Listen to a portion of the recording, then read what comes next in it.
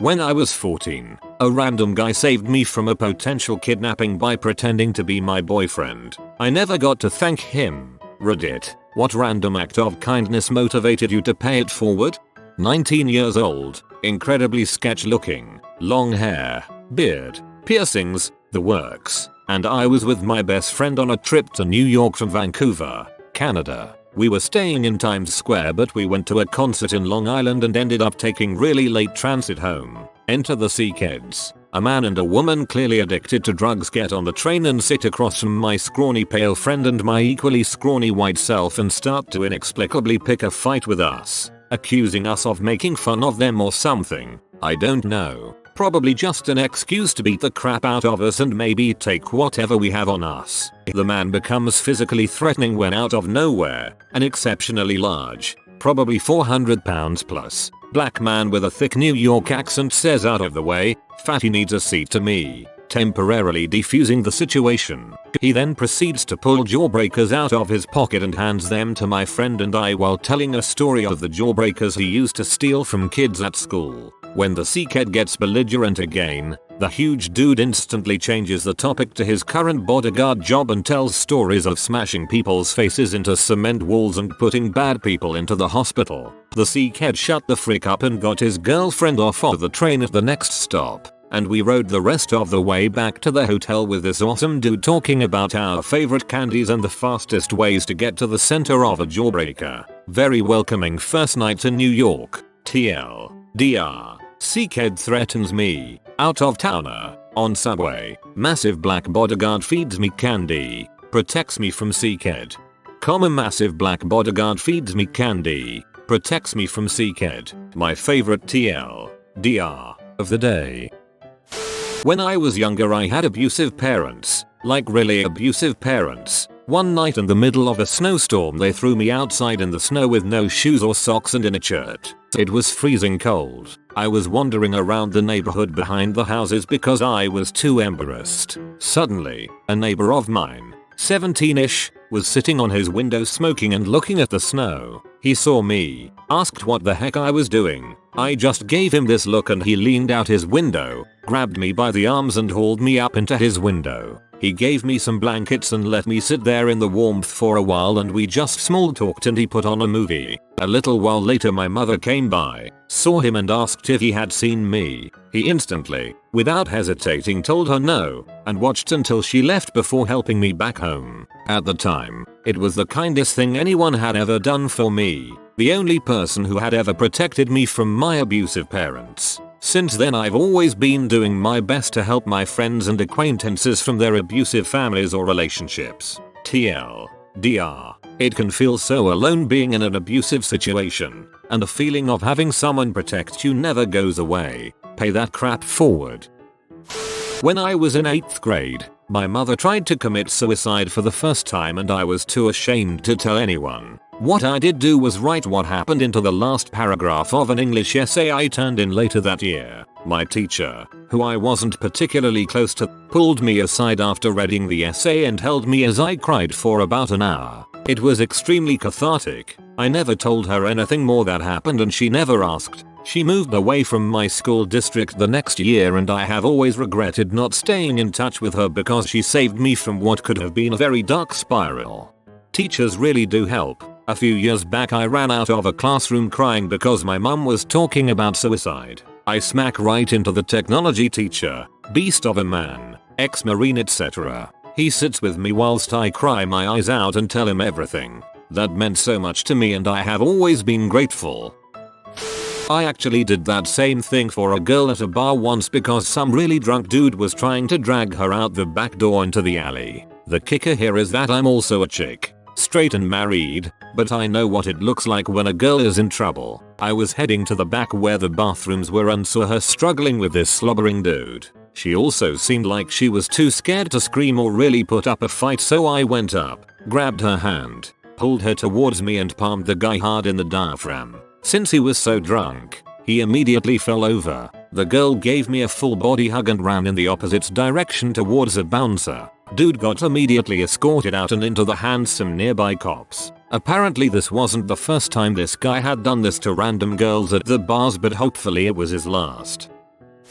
I didn't have the best childhood. My adoptive father has some unconventional parenting methods, and so I used to cry a lot. On one such occasion I was sitting on a park bench, crying softly to myself. I was trying to be discreet but I couldn't have been more than 11 or 12 at the time. An old lady sat at the other end of the bench and we sat in relative silence for a few minutes. I would sniffle occasionally but I was trying to be quiet. She clearly noticed me wiping my eyes and asked me if I was okay. I told her I was, but she insisted on taking me to a nearby coffee cart and buying me a cup of hot chocolate. It was winter. It was the nicest thing she could have done for me and it was really nice to know that someone cared. On an unrelated note, you should cross-post this to our Let's Not Meet. I was in a foreign country so I didn't have a car and it was a weekend of a public holiday so there was very little public transportation. A friend and I had gone to explore the city, managed to walk quite a distance from our hotel. While we were out, over an hour away, it started raining harder than I remember seeing. It was gorgeous when we left, but ridiculously cold and rainy on the way back. My buddy had brought a coat, but I was in a t-shirt. A lady walking down the street towards us with her umbrella stopped me and insisted I take her umbrella. I tried to refuse, but she insisted, telling me that her place was just around the corner. I was already drenched, but it sure did help to walk the remaining several miles with an umbrella instead just my t-shirt. I try to pay it forward by being generous whenever I have something I don't need, rather than just repaying the one event. I want to be the kind of person that lady was. A fantastic philosophy.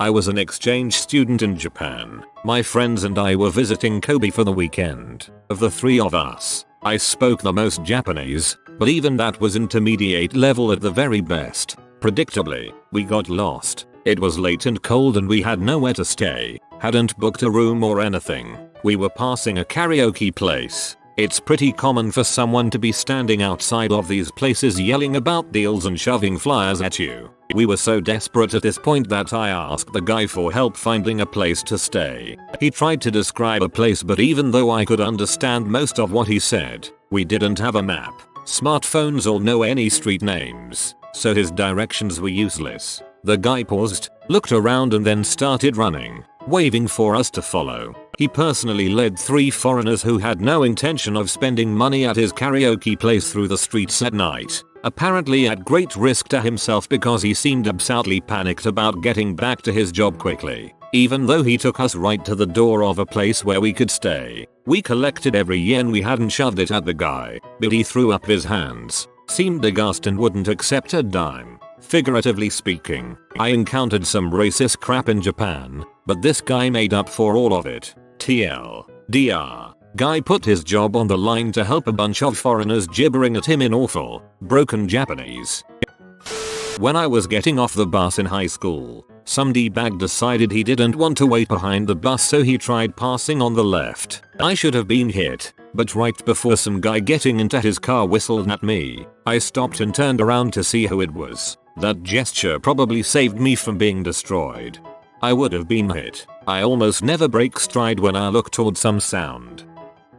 One grocery week when I was in college I had my card declined. This was a bit of a problem as the kitchen was entirely out of food and I wasn't going to be paid for another week. It was a really awkward being at the front of the line with $100 worth of groceries, having a hasty conversation with my girlfriend about how we were going to deal with this. Well, the guy behind us in line offered to pay for our groceries. I tried to talk him down but he insisted and I was feeling really awkward holding up the line. I thanked him profusely and he told me word for word, just pay it forward if you ever get the chance. Ever since I've been jamming $1 or $2 into every donation box I see, tipping an extra 5%, giving my change to the homeless and otherwise looking for opportunities to pay it forward.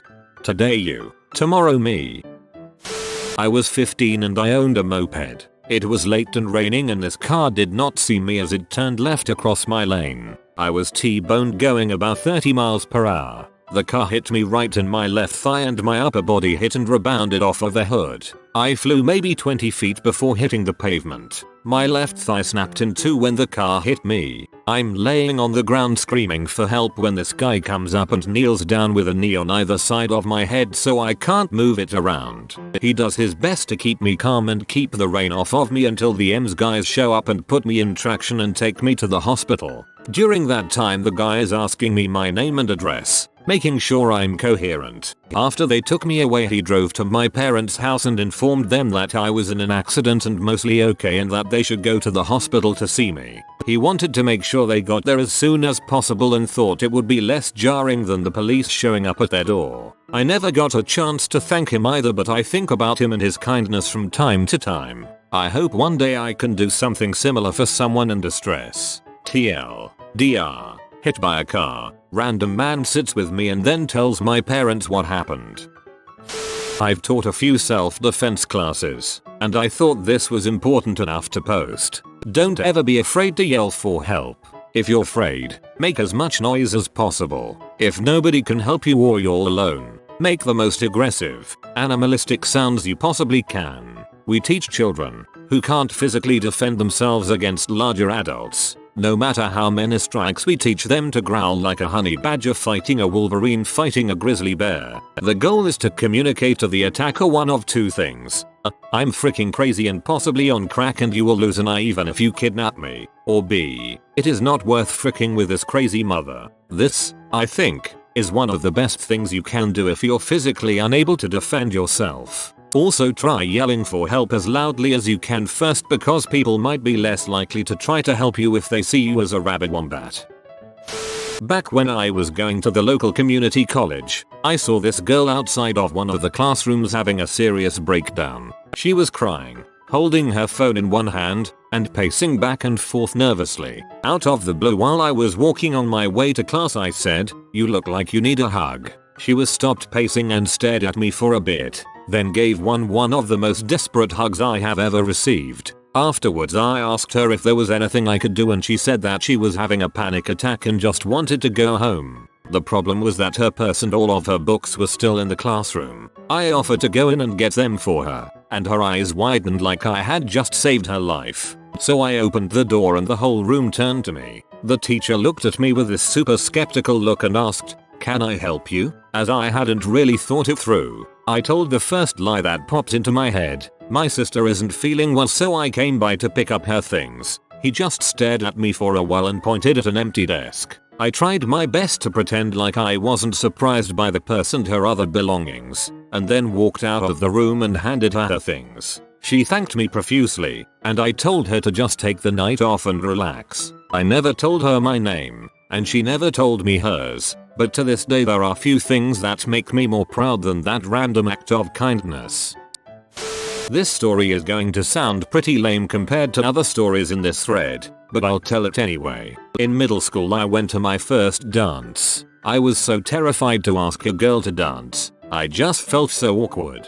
Then one of my female classmates, her name was Mary, came and asked me to dance. She said she could tell I wasn't having fun and wanted to help me enjoy myself. It turned the whole experience around, and I was so happy. I felt so much better about myself after that. From that point onwards I always try to make dances, parties, shindigs fun for someone who looks miserable. It doesn't have to be a girl. I'll try and strike up a conversation with anyone. Once someone starts feeling at ease, they usually loosen up and start enjoying themselves. It doesn't always work, but I always give it a shot.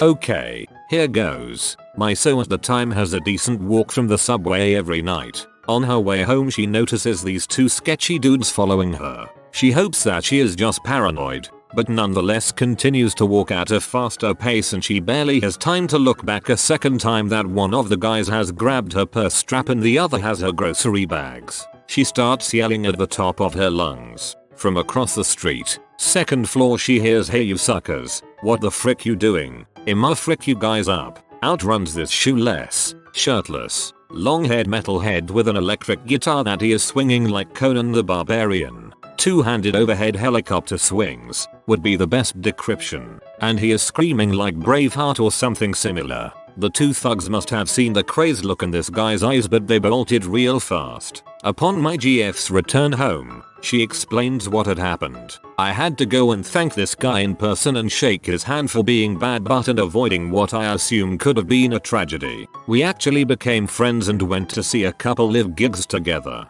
Lamb of God in Parkway Drive. I have since done many good deeds with this chivalrous story in mind, and I look forward to my chance to threaten to beat someone with a guitar. As a fellow metalhead, this made my day. My first weekend of college, my friends and I ended up at a party in an apartment. I made a dumb move and took a drink from a guy I just met. A few minutes later I was sitting on the stairs starting to fall asleep. A nice Jewish boy, wearing a yarmulke, saw that something was wrong with me, gave his number to my roommate and walked me home. He said that he recognized what was happening to me as a sign of a possible date rape drugging, and he didn't want me to be a victim because it had happened to his sister. TLDR. I got drugged at a party and a nice Jewish boy walked me home. What a mensch.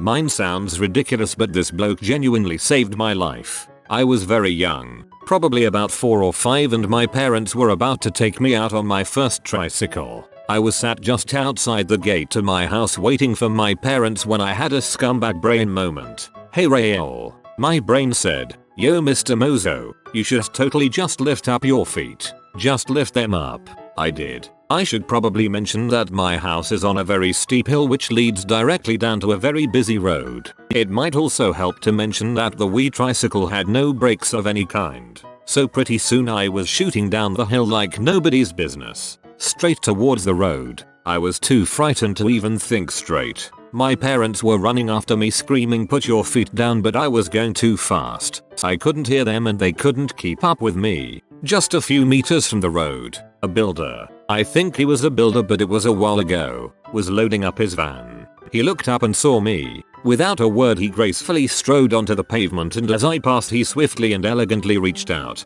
grabbed me and lifted me from the tricycle, which then rolled over. He set me down on the ground, closed his van, jumped into the front and drove off. Neither me nor my parents ever got to thank him. TLDR. Anonymous builder lifts me, soiled pants and all, from possessed tricycle headed for certain fairly probable quite likely possible death or at least mild injury, then disappears into the night and the middle of the day. Best TLDR I've ever encountered. It was a dark, cold and damp Thursday night when I was taking a walk in my suburban neighborhood when I was 13 years old. I often go for walks, especially during night, because it feels refreshing and I like not being able to be seen by people when I walk. Anyways, a dark truck pulls up to me and the man rolls down the window. Inside is a middle-aged man who made eye contact with me before saying anything. He proceeded to ask me how are the kids, not knowing what to do. I thought it must have been someone who lived near me and recognized me, so I tried to be friendly and responded, hello, I'm only 13. He then said, for a dirty mix, I thought you'd have 5 by now. I was shocked, partly because of this crude remark by some middle-aged white guy in a truck and partly because I'm Chinese, not Mexican. I guess during the night he couldn't see me clear enough. Anyways, I felt the situation was getting pretty sketchy, so I started to walk forward. I wanted to cross a street when I noticed that this man was going to follow me. As I tried to cross the street, he sped up and pulled over to block my way. This was when I realized he was up to no good. His headlights were blaring perpendicular to where I was while I was in the complete dark. Out of nowhere, 2 neighborhood dogs come running towards me. They were 2 huge half huskies. I recognized them as my neighbor's dogs that he would often let run around his yard and around the neighborhood without a leash. I had always thought that to be dangerous for the dogs in case of cars, but they never got hit or into any harm. They came dashing towards me, barking so loudly not a deer in the entire street could have ignored them. That's when the driver pressed his gas pedal full force and tried to get out of there. He thought that the dogs meant that there must have been an owner with them coming to check up on me. However, little did he know that it was just the 2 neighborhood dogs coming towards me themselves without my neighbor. They had perhaps saved me from being kidnapped or injured by this strange man in his truck. To this day, I'm 16 now. I am super grateful for both of those dogs being there. I try to return the favor by playing with them when our neighbor is busy and keeping them company with treats and dog toys. That wasn't accidental. The dogs had an inkling of what was up and responded. They must have liked you before this to protect you this way.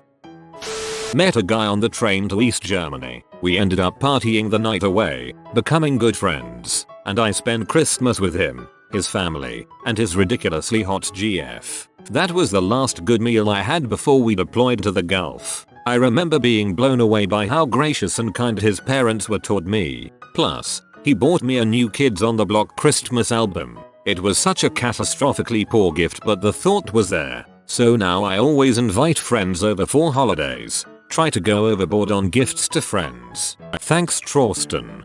Pro writing tip for reader safety. Do not write. I remember being blown away immediately after. That was the last good meal I had before we deployed to the Gulf.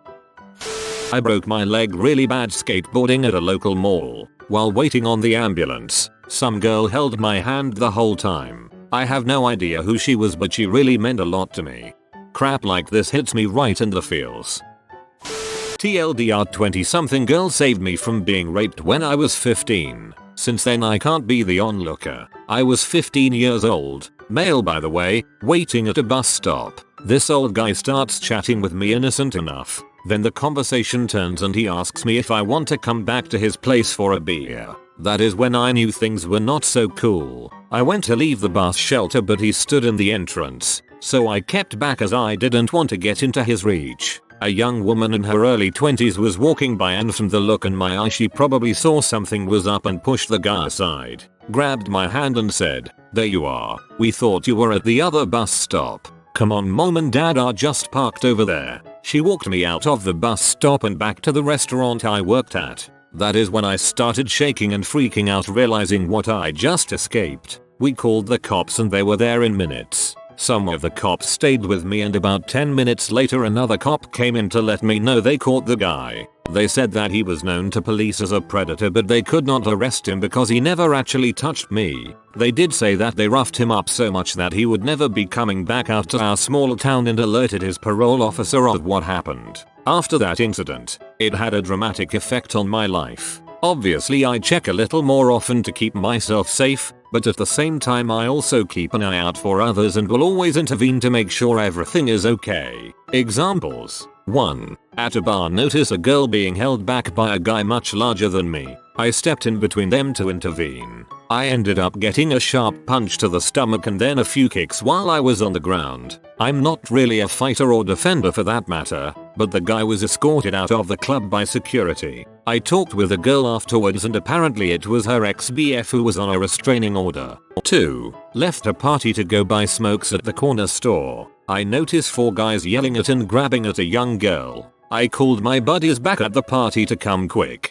I'm not an idiot, I would be no match against 4 guys. They arrive and we intervene. Turns out one of the guys is her older brother and they are just trying to get his drunk baby sister home. She validated that was the case, so they left all pee at us. But I have no regrets on that one for crying wolf. There are many more stories, but needless to say, that random act of heroism from the 20-something girl who didn't know me but still put her own self in harm's way changed me for good. I will never be that person to walk by and ignore a stranger in need. If it was my drunken sister and you tried to intervene before knowing the situation, I would thank you. Even if you had gotten in my face, that meant you were standing up for her and I would have appreciated it. When I was around 18 or so, my brother and some friends had a flat tire in the pouring rain. None of us had ever changed a tire, so we kind of stared at the tire and fumbled around with the tire changing tools while standing in water halfway up to our knees. All of a sudden, a businessman in a suit stops and gets out of his SUV, changes the tire in about 30 seconds. We thank him and he swims back soaking wet to his SUV. If you are new to the channel, you can subscribe. I publish new videos every day. Until then, check another video.